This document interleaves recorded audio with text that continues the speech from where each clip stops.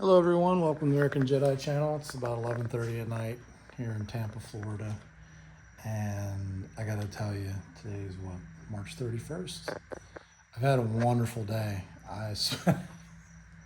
I'm weird. I spent 3 hours at the Volvo dealership and I had a great time. I was talking on the phone, I made a YouTube video, I was texting a bunch of people, playing games, just conversing with the people that were at the dealership, and the 3 hours flew by. Now, most people would have been miserable, but I was like a kid in a candy store. I was looking at all the cars and checking stuff out. I just had a wonderful time.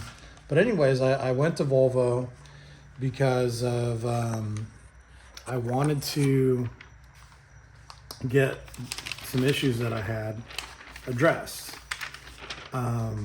And they're very small issues with the Polestar 2. They were very minimal. And honestly, I wasn't really hoping for much other than two items: the windows squeaking.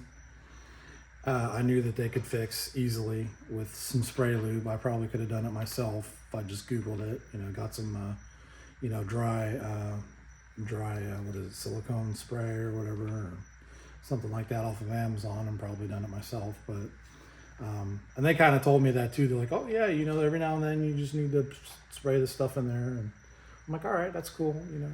You obviously don't want me to come back for squeaky windows. That's cool.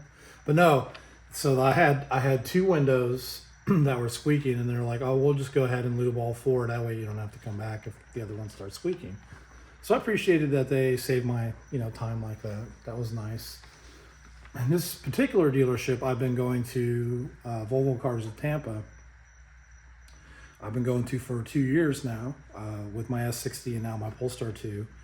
And I wrote them a 5-star review on Google because they're amazing. I mean, even if I didn't have a Volvo or Polestar, I would probably take my car there for service because they always find, I'm a very nitpicky person, and they always find the issues that I point out and they always fix them. And I've never experienced that with another dealership, not Lexus, not a Honda, not Ford. And, usually when I take something in and I'm like, yeah, it's making this noise, and I don't know exactly where it's coming from, they're like, oh, we can't replicate the issue. That's pretty much every answer that I get, is that we can't replicate the issue. That has been through, I've had, this is my 25th car, I think. And yeah, I'm nuts about cars, but excuse me, it's a little warm in here. But yeah, so I'm nitpicky. I'm nitpicky about any squeaks or anything that come up in the car, things that just aren't working right. I don't like when things don't work right, especially when you're paying a lot of money for something and you want it to work the way that it was intended to. So this is something that I want to point out. When you're buying a car, you want to make sure that not just the car is good, but that the support that you get with the car is also good. Whether you call the customer support line, like when I call Polestar, I get a live person on the phone within 5 minutes. It's awesome. And I can ask them anything. Like I asked them what it says in the user manual, like to call Polestar if you want to get recommendations for cleaning products to clean the interior. So I called them and they gave me recommendations on what products to use, like specifically. And anything else, other questions that I have, like I had a question about the braking system, whether the car brakes and when the brakes actually actuate and stuff like that. Just a curious mind, wanting to get answers. And they happily answered my questions, no problem, and it was great. So you want to consider what kind of support you're going to get with the car that you buy, because my wife's Hyundai Tucson, every time I've had to bring that car in for service, it's like 2-3 weeks out that I have to make my appointment. Like I called, like we had it was an engine control system or engine control unit or something like that error came up in her infotainment. And the check engine light came on, solid check engine light, not flashing. So apparently in the Hyundai, if the engine light is flashing, that means you need to like stop and have it towed in. If it's solid, you can still drive on it apparently. So I called the dealership and I was like, hey, you know, the check engine light's on, this error came up, and they're like, oh, well, the soonest we can get you in is April 12th. And this was, what was this, March 29th I called? So a couple days ago. So like 2 weeks. They're telling me, oh, as soon as we got to send you to the used car dealership. Not that there's anything wrong with that, but they're like, we got to send you to our separate used car dealership because they have appointments sooner. So kind of peeved about that they're not making it more of a priority since the check engine light is on, and like kind of moving me up a little bit. Not that I think I'm more important than anyone else, but you know, they should triage their cars, right? Just like kind of like nurses do with their patients. You know, they take care of the more important ones first type thing. You know, and I'm thinking it's not good for this car to be driving around with the check engine light for 2 weeks. So, and they're like, well, if you're really worried about it, you know, you can drop the car in our lot, blah, blah, blah. And I'm like, yeah, but we don't have the car to drive. What am I supposed to do? So that's just one thing to consider, is the support and service that you get. Now, obviously it's going to vary dealership to dealership. So you're going to want to look at the ratings of the dealership. And I'm not saying that Hyundai as a brand, that all their service is like that. You know, that all dealerships are going to be like, oh, well, you got 2 weeks. I didn't try calling around to other dealerships, which I probably should, come to think of it. But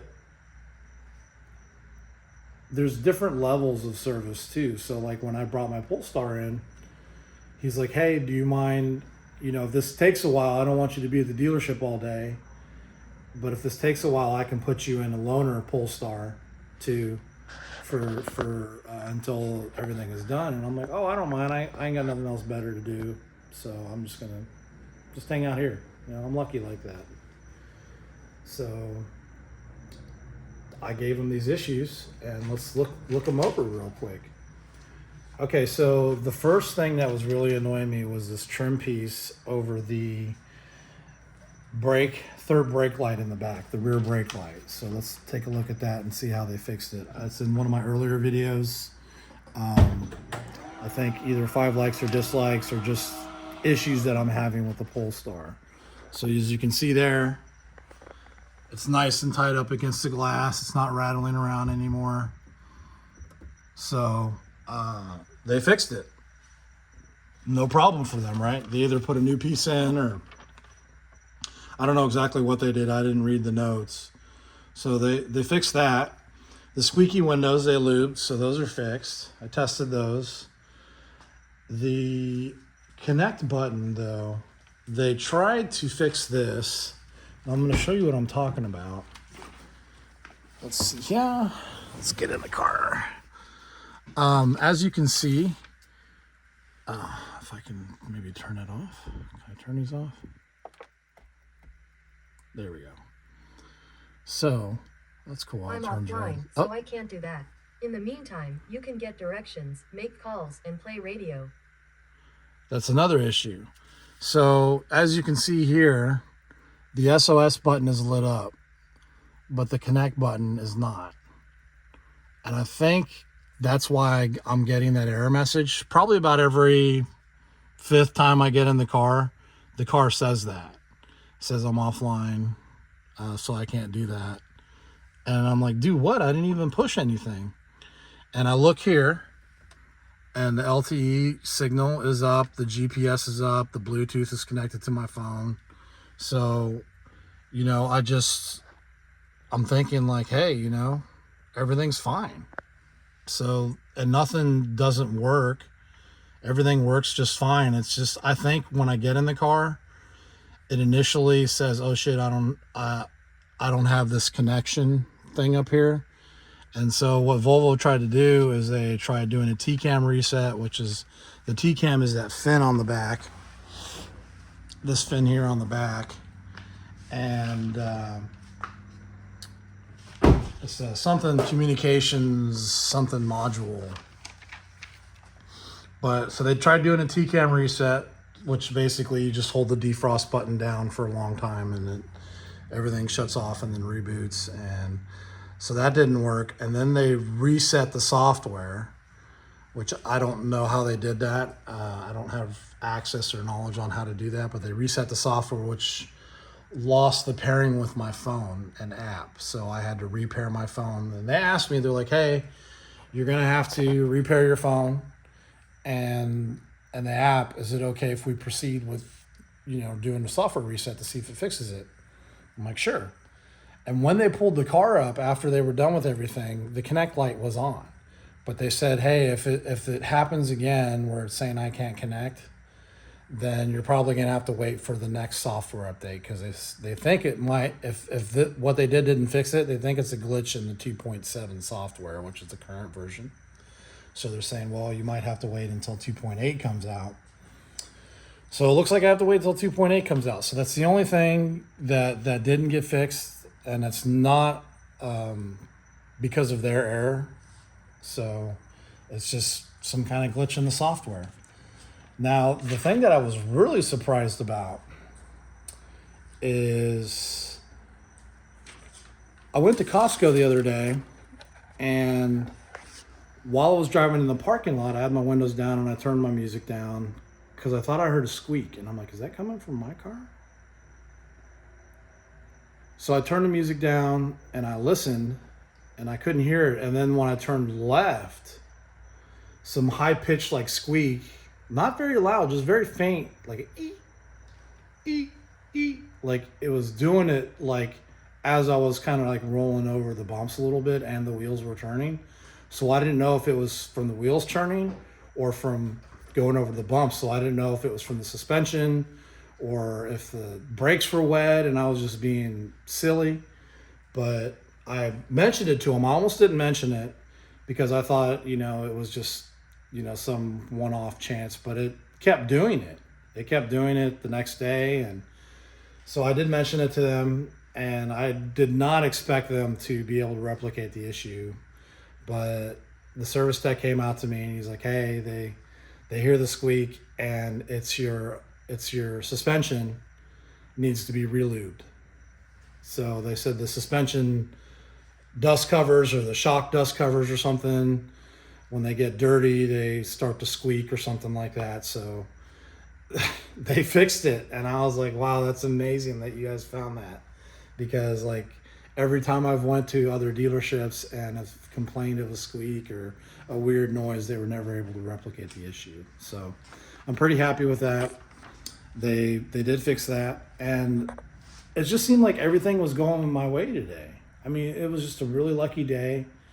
It seemed like one thing after the other, because the service tech kept coming out, updating me. He's like, all right, we fixed the rear taillight. But that's the other thing. When they fixed the rear taillight cover, he said that wasn't, because I was like, the only thing in the car that's really rattling when I go over railroad tracks, the only time I notice it when I really get jarred, is I think that rear taillight cover is bumping around, and that's the only thing in the car that's rattling.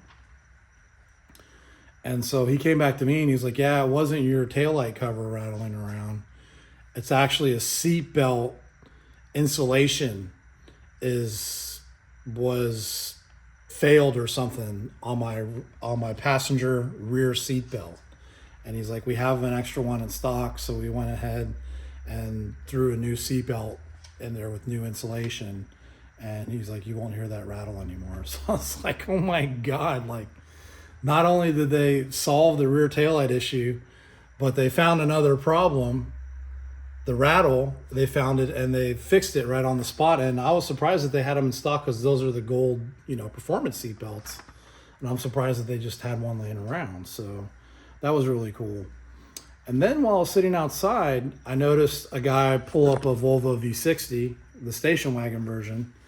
And the girl came out that owned it, and she was like, oh, wow, it looks so much better. And I'm like, that's the ding guy. And so as he was walking back, I caught him and I'm like, hey, are you the ding guy? And he's like, yeah, that's me. And, I introduced myself to him, and he was talking, he had a little accent, and I noticed the nose, and I was like, you're Filipino, aren't you? He's like, yeah, how'd you know? I'm like, the nose, man. And he was, because I'm half Filipino. And so he was like, yeah, man, and we started talking about the Philippines. He was from Cebu, And, you know, we started talking about like our moms and stuff. And I was like, yeah, my mom was just in town and she made me some adobo, some chicken adobo, and some pancit, and some curry chicken. And so, because chicken's my favorite, I love chicken.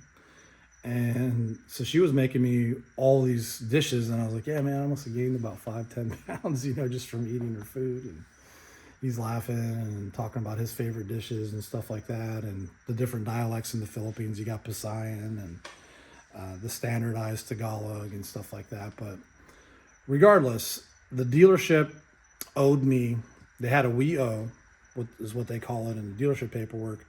They owed me the repair of the dings that were on the car when I bought it. And I've had the car now for a little over a month, and there were 2 dings. There was like one like right here, and then one like down here. And so I just asked him, I said, hey, you know, the dealership owes me a repair on these. Can you do it? And he's like, yeah. He's like, I was about to head out, but I'll check on your car and see how much longer service is going to have it. And then so he went in to service and talked to the advisors, and then he came back out and he's like, all right. He's like, he said that they should be done in about 30 minutes to an hour. And so I'm going to go get lunch and then I'll be back. He's going to text me when they're done. I'm like, cool. So about an hour later, the service advisor comes out and he's like, all right, your car's all wrapped up. I was like, oh, the dings are done too? He's like, yep. I'm like, he found them? He's like, yeah. So this guy found the dings on my car, repaired them, and then he came out. He was there too, and he walked me over to the car, and he's like, yeah, he's like, these are where the dings were, and this is how it looks now, and stuff like that. And I was like, oh my God, it looks amazing. Like, you can't even tell there was anything there. And so, yeah, just like all the dominoes fell in place today. All the lights were green, beautiful weather, just a really happy day. So I wanted to share that with y'all, that good luck does exist, and it's really nice when things fall into place. And I'm very happy with this dealership's service. Gave them a 5-star review and left them a very lengthy, you know, little critical review. Not really critical because everything was perfect, but let me go ahead and lock this. So, is it locked? Yeah, you're locked. So anyways, I was very happy with the day, and I just wanted to share that with y'all. And I think, you know, just keep in mind when you're buying a car, you know, it doesn't have to be an expensive car, about the service and the support that you're going to get. You know, if you buy a Honda, you're going to get good support. You're going to get a reliable car, you know. So just keep that in mind. Some car manufacturers are better than others and at fixing the cars, and some of the dealerships are better than others at meeting their obligations. So just keep that in mind when you're looking at a new car, or you know, whatever you're going to do for your next ride. So, well, thanks for watching. Appreciate it. Leave any comments or questions in the comment section, and I will try to answer them as quickly as possible. Thanks for watching, and have a good day. Stay safe out there.